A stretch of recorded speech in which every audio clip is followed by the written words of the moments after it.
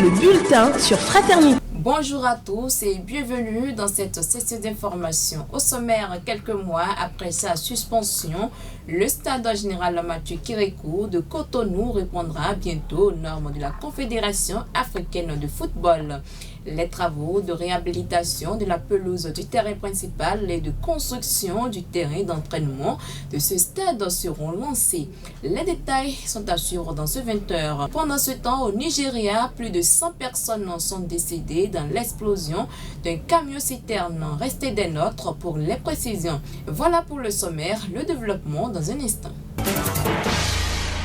Madame, Monsieur, bonsoir. Merci de nous préférer pour vous informer. Les travaux de réhabilitation de la pelouse du terrain principal et de construction du terrain d'entraînement du stade de l'Amitié général Mathieu Kérékou seront bientôt lancés. Le gouvernement, en Conseil des ministres de ce mercredi 16 octobre, a décidé de la contractualisation pour la relance de ces travaux d'envergure. À travers cette décision, le gouvernement entend donner un nouveau visage à cette infrastructure sportive déclassée depuis plusieurs mois par les instances sportives au plan mondial. La finalité est de doter le Bénin d'un stade aux normes internationales et répondant aux attentes du public sportif béninois. Les précisions avec Wilfried Léandre Mouedji, le porte-parole du gouvernement béninois. Les 10 travaux interviennent pour tenir compte des observations formulées par la Confédération africaine de football en vue d'assurer l'homologation de ce stade et lui permettre de recevoir de nouveau des matchs internationaux. Ils prennent en compte la dépose de la totalité de la pelouse du terrain principal et la reprise en gazon naturel avec une demi-lune, la réalisation d'un terrain d'entraînement en gazon synthétique, la réalisation de travaux de clôture du terrain annexe, l'entretien des 2 terrains de football avec la fourniture d'une flotte complète d'équipements entrant dans ce cadre. Le Conseil y a marqué son accord et autorisé la contractualisation subséquente avec une entreprise qualifiée. Les membres du gouvernement ont aussi décidé d'accompagner les personnes concernées par la libération de l'emprise de la rue 12 589 de Fidjrosset à Cotonou. Des nominations ont été prononcées à la Cour suprême et au ministère des Sports avec un changement majeur à la direction départementale des sports du Borgou. Abdou Aziz Abdoulaye Tenyami en remplacement de Massoudou Adam Soulé. Le droit aux aliments au service d'une vie et d'un avenir meilleur, c'est le thème retenu pour cette année dans le cadre de la célébration de la Journée mondiale de l'alimentation. Et célébrée chaque 16 octobre, cette journée vise à renforcer la sensibilisation et promouvoir l'action en faveur des personnes souffrant de la faim dans le monde et faire prendre conscience de la nécessité d'une sécurité alimentaire et d'une alimentation nutritive pour tous. Cette journée, qui est à sa 44e édition, a été initiée par l'Organisation pour l'alimentation et l'agriculture. Dans le cadre de cette journée, le ministre de l'Agriculture, de l'Élevage et de la Pêche du Bénin a livré son traditionnel message. Selon Gaston Kossi-Dossoui, le thème de cette année cadre avec la vision du président Patrice Talon en matière d'agriculture. Extrait de ses propos. Cette année, la Journée mondiale de l'alimentation concentre les énergies sur l'alimentation en tant que droit fondamental inscrit dans la législation internationale. Cependant, dans plusieurs contrées du monde, y compris le Bénin, quelques 800 millions de personnes n'ont pas accès aux aliments dont ils ont besoin pour mener une vie saine et active. Depuis le temps, l'échéance de 2030 de l'agenda objectif de développement durable, au cœur desquels se trouve la problématique de faim zéro, s'annonce inexorablement à nos portes. C'est donc à juste titre que la FAO a retenu comme thème de la journée de cette année pour nous alerter droit aux aliments au service d'une vie et d'un avenir meilleur. Ne laissez personne de côté. Ce thème appelle non seulement une convergence d'engagement et d'action des gouvernants et des gouvernements, du secteur privé, des institutions de recherche, des organisations professionnelles agricoles pour une transformation rapide des systèmes agroalimentaires, mais également une une redistribution équitable des ressources afin que personne ne soit vraiment laissé de côté. Cet appel conforte bel et bien la vision du président de la République, son Excellence le président Patrice Talon, pour le secteur agricole. Vous venez d'écouter Gaston Corsi Dossoui, ministre de l'Agriculture, de l'Élevage et de la Pêche du Bénin. Place aux nouvelles internationales avec Aurélien Ouensou.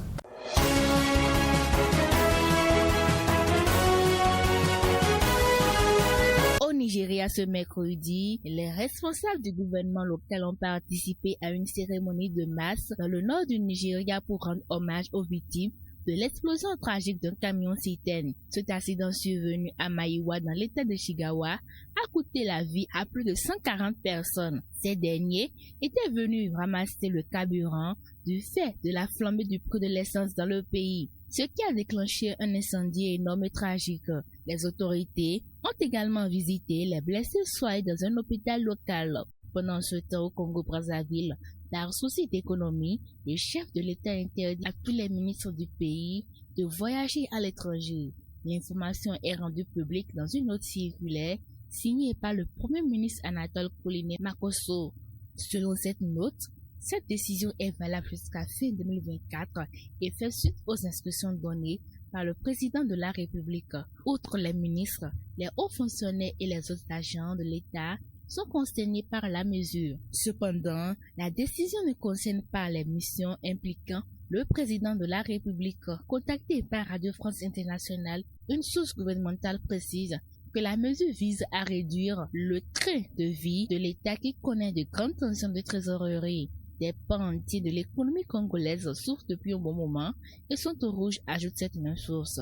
On parle sport avec Jacques Débé, Ligue Pro. Plusieurs cadors sont tombés au cours de la troisième journée.